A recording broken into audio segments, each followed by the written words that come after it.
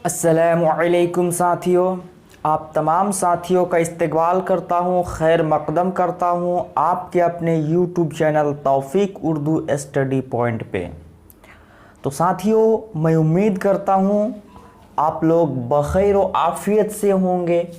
आप लोगों की तैयारी बहुत अच्छी चल रही होगी क्योंकि एग्ज़ाम बहुत नज़दीक है और हमें बहुत सारी चीज़ें पढ़नी है। तो पिछले वीडियो में मैं आपके लिए लेके आया था अल्ताफ़ हुसैन हाली के बारे में, उनकी ज़िंदगी की अहवाल की कुछ अहम बातें जो एग्ज़ाम के लिहाज से बहुत ही महत्वपूर्ण थी। वो चीज़ें मैंने सामने लाने की कोशिश की और मैंने आपको बहुत ही बेहतरीन तरीके से समझाने की कोशिश की। मैं उम्मीद करता हूँ आप लोगों को वो वीडियो मेरा पसंद आया होगा। तो आज हम उसी क्रम में एक बहुत ही महान हस्ती, उर्दू के एक जाने माने शख्सियत अल्लामा इकबाल की ज़िंदगी की कुछ अहम बातें पढ़ेंगे। उनकी ज़िंदगी के बारे में जानने की कोशिश करेंगे कि किस तरह से इन्होंने जद्दोजहद मुश्किलात का सामना करते हुए तमाम शोरा इकराम से अफजल हुए और अपने ना मकाम खुद बनाया और बहुत मेहनत की। इनका मिसाल उर्दू शोरा में कोई नहीं है। यह एक आला तरीन शख्सियत है जिनके बारे में जानना, जिनके बारे में समझना हमारे लिए ज़रूरी है एग्ज़ाम के पॉइंट ऑफ व्यू से।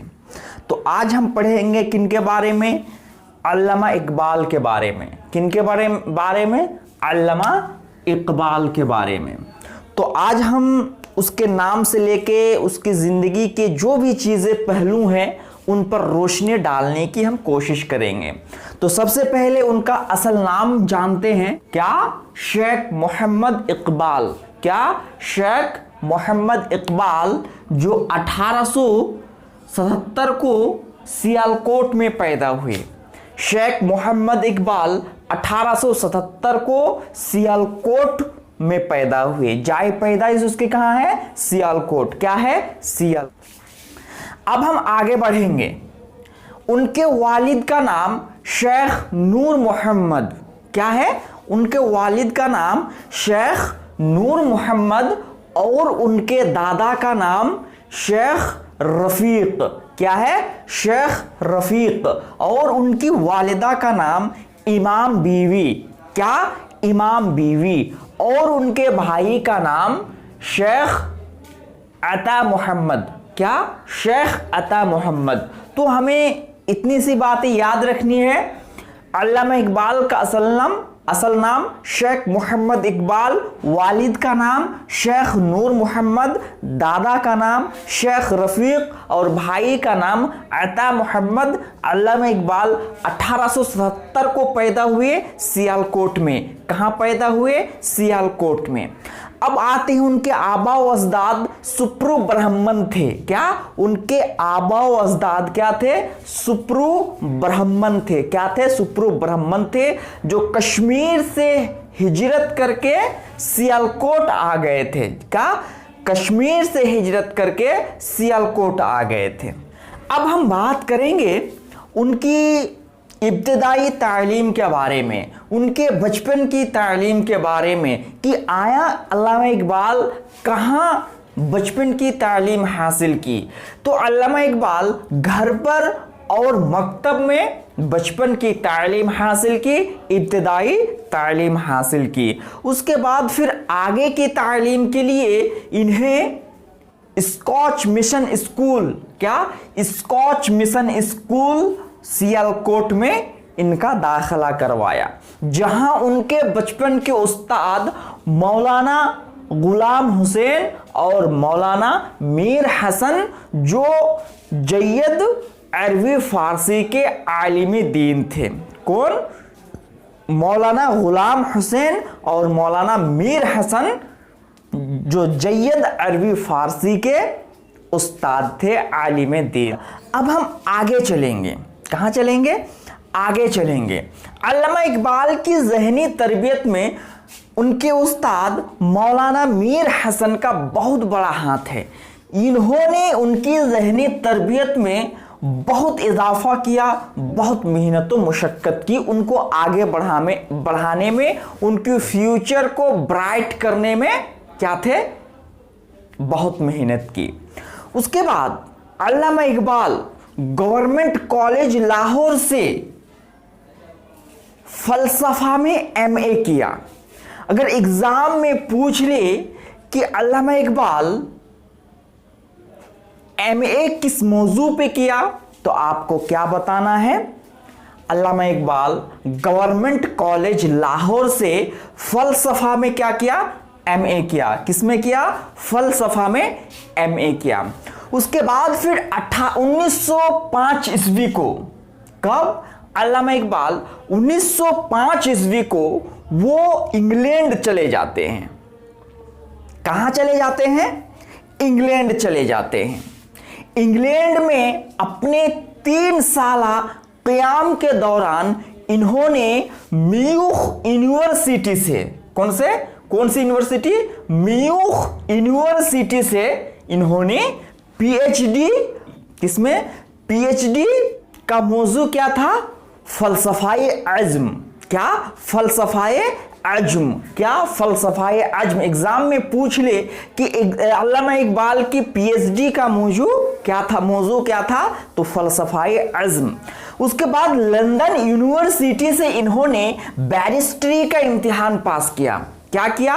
बैरिस्ट्री का इम्तिहान पास किया। उसके बाद अल्लामा इकबाल की ज़हनी तरबियत में मौलाना मीर हसन और प्रोफेसर थॉमस अर्नल्ड, कौन? मौलाना मीर हसन और प्रोफेसर थॉमस अर्नल्ड और प्रोफेसर नेकलेस का बहुत बड़ा हाथ रहा। क्यों? क्योंकि ये लोग जय्यद आलिम दीन थे और ये लोग बड़े ही पढ़े लिखे महान व्यक्ति थे, और इनकी सोहबत में अल्लामा इकबाल रहे, तो इनका ज़हनी तरबियत में, ज़हनी नशोनुमा में इन लोगों का बहुत बड़ा हाथ रहा। Professor Thomas Arnold government college Lahore में फ़लसफ़ा के प्रोफेसर थे। कौन? Professor Thomas Arnold government college Lahore में फ़लसफ़ा के प्रोफेसर थे। और प्रोफेसर नेकलेस, कौन? प्रोफेसर नेकलेस कैम्ब्रिज यूनिवर्सिटी से ताल्लुक़ रखते थे। कौन सी यूनिवर्सिटी से? कैम्ब्रिज यूनिवर्सिटी से ताल्लुक़ रखते थे। उसके बाद अल्लामा इकबाल 3 शादियां की। कितनी शादियां की? अल्लामा इकबाल 3 शादियां की। पहली शादी 1893 ईस्वी में किनसे हुई? करीम बीबी से हुई। यानी पहली शादी अल्लामा इकबाल की 1893 ईस्वी में करीम बीबी से हुई। किनसे? करीम बीबी से। फिर दूसरी शादी 1910 ईस्वी में सरदार बेगम से हुई, और इनकी ये अहलिया अल्लामा इकबाल की ज़हनी सुकून और इत्मीनान की बाइस बनी। कौन?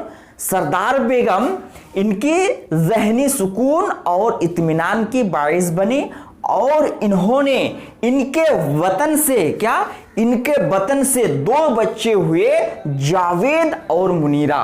कौन? जावेद और मुनीरा। एग्जाम में पूछ ले कि अल्लामा इकबाल के 2 लड़के किनके वतन से हुए? सरदार बेगम के वतन से जावेद और मुनीरा पैदा हुई, 2 औलाद। उसके बाद तीसरी शादी किसकी? तीसरी शादी अल्लामा इकबाल की 1913 ईस्वी में मुख्तार बेगम से होती है। उसके बाद फिर अल्लामा इकबाल लंदन जाने से कबल लंदन जाने से कबल अल्लामा इकबाल गवर्नमेंट कॉलेज लाहौर में किसमें? माशियत, मंतिक, नफ्सियात और तारीख पढ़ाते रहे। क्या पढ़ाते रहे? क्या पढ़ाते रहे? माशियत, मंतिक, नफ्सियात और तारीख पढ़ाते रहे। उसके बाद फिर लंदन जाने के बाद लंदन यूनिवर्सिटी में ये क्या पढ़ाए? अरबी की तालीम दी। किस चीज की तालीम दी? अरबी की तालीम दी। उसके बाद फिर कहां? यूरोप से वापसी के बाद फिर इन्होंने क्या किया? वकालत का पेशा इख्तियार किया। कौन सी पेशा इख्तियार किया? वकालत का पेशा इख्तियार किया। उसके बाद फिर अल्लामा इकबाल मुख्तलिफ ममालिक की सैर की। क्या? मुख्तलिफ ममालिक की सैर की। 1931 ईस्वी में, कब? 1931 ईस्वी में गोलमेज कॉन्फ्रेंस में शिरकत के लिए कहां गए? इंग्लैंड गए। कहां गए? 1931 ईस्वी को गोलमेज कॉन्फ्रेंस में शिरकत के लिए कहां गए? इंग्लैंड गए। वहां से इटली, उसके बाद मिस्र, फिलिस्तीन और बहुत सी ममालिक का इन्होंने एक ही साथ सफर किया। उसके बाद अल्लामा इकबाल नसरी और शायरी दोनों फील्ड में, दोनों मैदान में अपने सलाहियतों का लूहा मनवाया। क्या? अपनी सलाहियतों का लूहा मनवाया। यानी ये नसर भी लिखे, शायरी भी की, मकालात और दीगर तसनीफात भी, कुछ मकतूबात भी ये लिखे। उसके बाद अल्लामा इकबाल की मशहूर और मारूफ, क्या? मशहूर और मारूफ शायरी की 4 उर्दू तसानीफ है। कितने? शायरी की 4 उर्दू तसानीफ है। पहला उर्दू शेरी तसानीफ 1924 को शाये हुआ। कौन? बांगे दरा। यानी पहला उर्दू तसानीफ, क्या? पहला उर्दू शेरी तसानीफ बांगे दरा 1924 को शाये हुआ। कब शाये हुआ? 1924 को शाये हुआ। उसके बाद दूसरी शेरी मजमुआ, क्या? दूसरी उर्दू शेरी मजमुआ 1935 को शाये हुआ। बाले जिब्रील। क्या? बाले जिब्रील 1935 को शाये हुआ। उसके बाद ज़र्ब कलीम 1936 को शाये हुआ। तीसरी शेरी तसानीफ 1936 को ज़र्ब कलीम शाये हुआ। उसके बाद फिर एक चौथी उर्दू शेरी मजमुआ अरमगान हिजाज 1938 को शाये हुआ। और ये किताब, ये तसनीफ बहुत ही अहम है, जो 2 जबानों में शामिल, उर्दू और फारसी दोनों जबान में लिखी गई। क्या है? बाले जिब्रील। क्या है? बांगे दरा 1924 पे, बाले जिब्रील 1935 को, ज़र्ब कलीम 1936 को, अरमगान हिजाज 1938 को। ये अरमगान हिजाज 2 जबानों में, फारसी उर्दू में लिखी गई। उसके बाद इसकी फारसी तसानीफ, शेरी तसानीफ भी है, शेरी मजमुए भी है। क्या क्या है? असरार खुदी 1915 को लिखी गई। कब? असरार खुदी 1915 को। रुमूज़ बेखुदी 1918 को। उसके बाद पयाम मशरिक 1923 को। उसके बाद क्या? ज़बूर अज़्म 1927 और जावेदनामा 1932। पश्चे बायद कर्द 1937 को। कब? 1937 को लिखी गई। और एक मुसाफिर, क्या है? एक मुसाफिर। और पश्चे बायद को अक़वाम क्या कहा जाता है? क्या कहा जाता है? अक़वाम मशरिक। क्या है? अक़वाम मशरिक। और 7वें नंबर पे मुसाफिर है। अब आते हैं क्या क्या? असरार खुदी 1915, रुमूज़ बेखुदी 1918, पयाम मशरिक 1923, ज़बूर अज़्म 1927, जावेदनामा 1932, पयाम मशरिक 1927 और पश्चे बायद कर्द 1937। क्या है? 1937, जिसे अक़वाम मशरिक कहते हैं। और मुसाफिर क्या है? मुसाफिर भी इनकी क्या है? एक फारसी शेरी मजमुआ है। अब अल्लामा इकबाल की नसरी तसानीफ के बारे में भी बात कर लेते हैं। किनके बारे में? नसरी तसानीफ के बारे में भी हम बात कर लेते हैं। पहला नसरी तसानीफ क्या है? इल्मुल इक्तिसाद। क्या है? इल्मुल इक्तिसाद, इल्तिजाए मुसाफिर, नालाए फिराक और शमो शायर। क्या है? शमो शायर। और एक है तश्कील जदीद इलाहियत इस्लामिया। क्या? तश्कील जदीद इलाहियत इस्लामिया। और एक है फलसफाए अज्म। क्या है? एक फलसफाए अज्म, जो पीएचडी का मौजू अगर पूछे क्या है तो पीएचडी का मौजू क्या है? फलसफाए अज्म थे। तो क्या आपको बताना है? इल्मुल इक्तिसाद, क्या जिसमें खुतबात मदारिस भी शामिल है। इल्तिजाए मुसाफिर, क्या है? इल्तिजाए मुसाफिर, अल्लामा इकबाल इंग्लैंड जाने से कबल हजरत निजामुद्दीन औलिया के दरबार में हाजिरी देकर लिखी थी। क्या? हजरत निजामुद्दीन औलिया के दरबार में इंग्लैंड जाने से कबल हाजिरी देकर क्या लिखी थी? इल्तिजाए मुसाफिर लिखी थी। नालाए फिराक प्रोफेसर थॉमस अर्नोल्ड की याद में लिखी। किसके याद में? नालाए फिराक प्रोफेसर थॉमस अर्नोल्ड के याद में लिखी। उसके बाद क्या आता है? शमो शायर। क्या? शमो शायर, जिसे अब्दुल कादिर ने, किसने? अब्दुल कादिर ने बांगे दरा का दिल कहा। किसका? बांगे दरा का दिल कहा। तो ये चंद बातें थी किसके?